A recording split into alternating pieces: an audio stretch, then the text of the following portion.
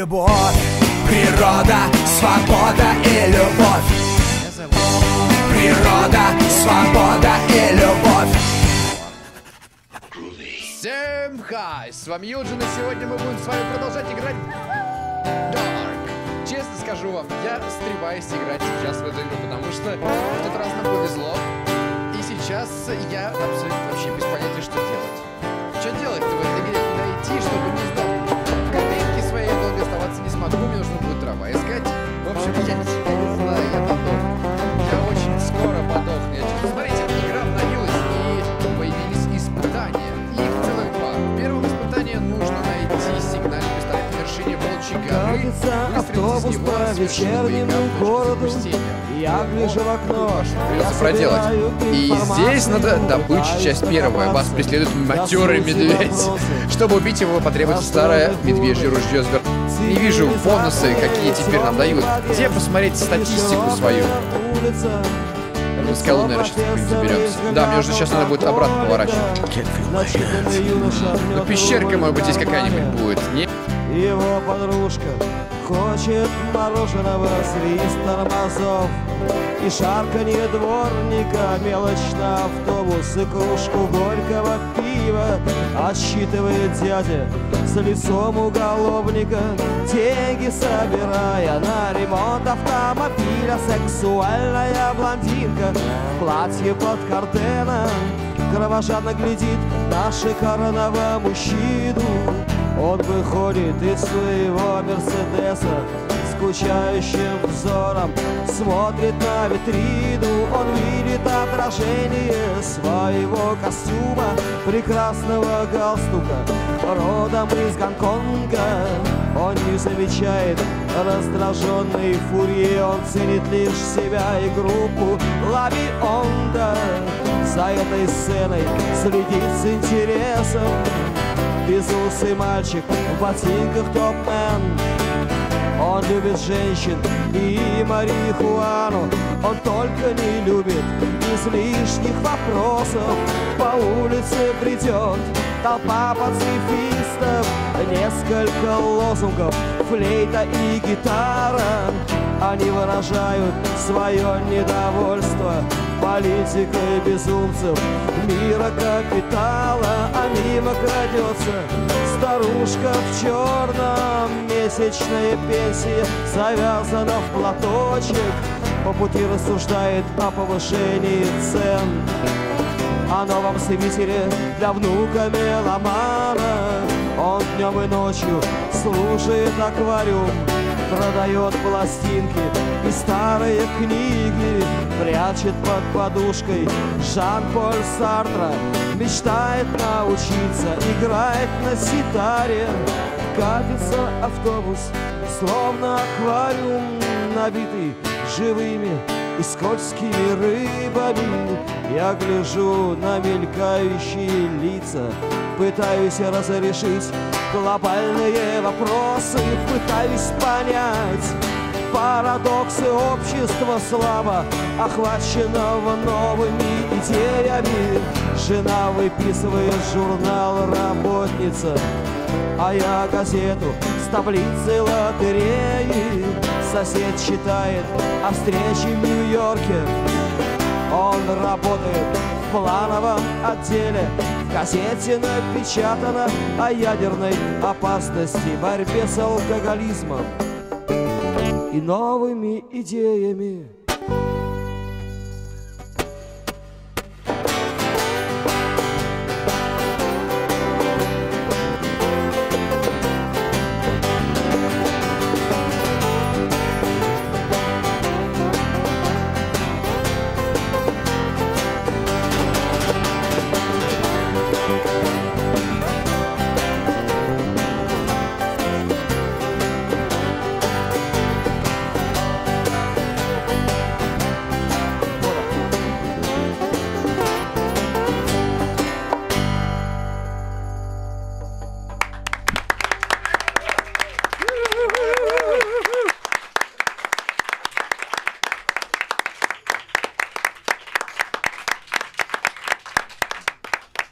Может быть, какие-то названия песен объявить?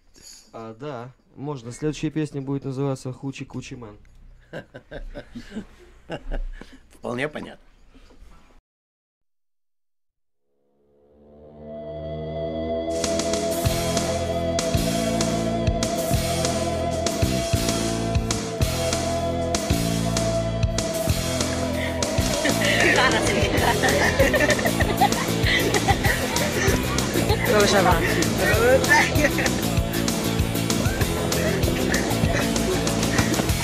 Когда в городе станет темно,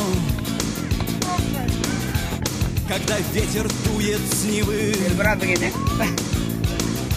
Екатерина смотрит в окно. За окном идут молодые львы.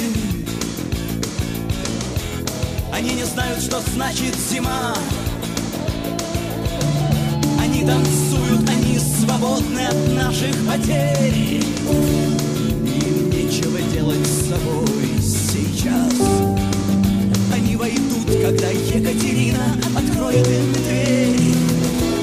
Что нужно молодым львам? Что нужно молодым львам? Когда весь мир готовится лечь к их ногам, им нечего делать сейчас.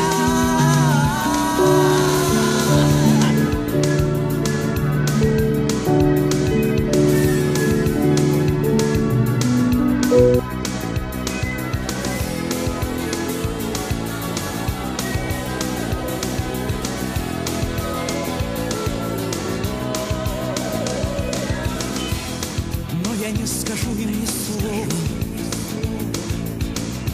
Я не приму этот бой, потому что это не бой.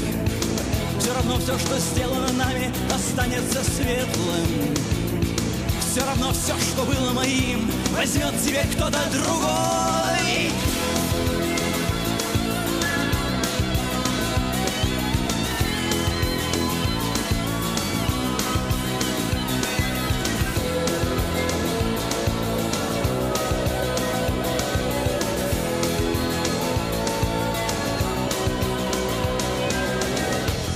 Так вот вкус наших побед,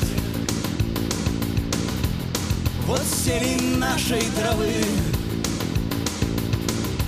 Екатерина смотрит в окно. За окном продолжают идти молодые львы. Молодые львы. Молодые львы. Hi, buddy. All good?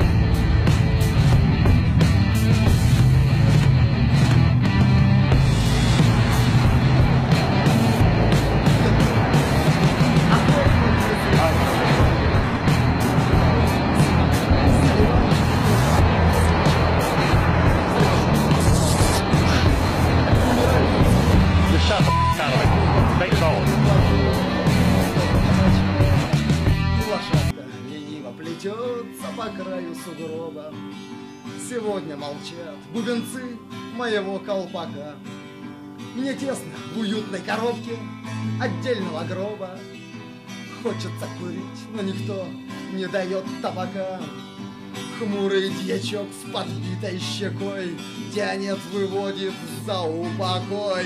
Плотник Демьян, сколотивший крест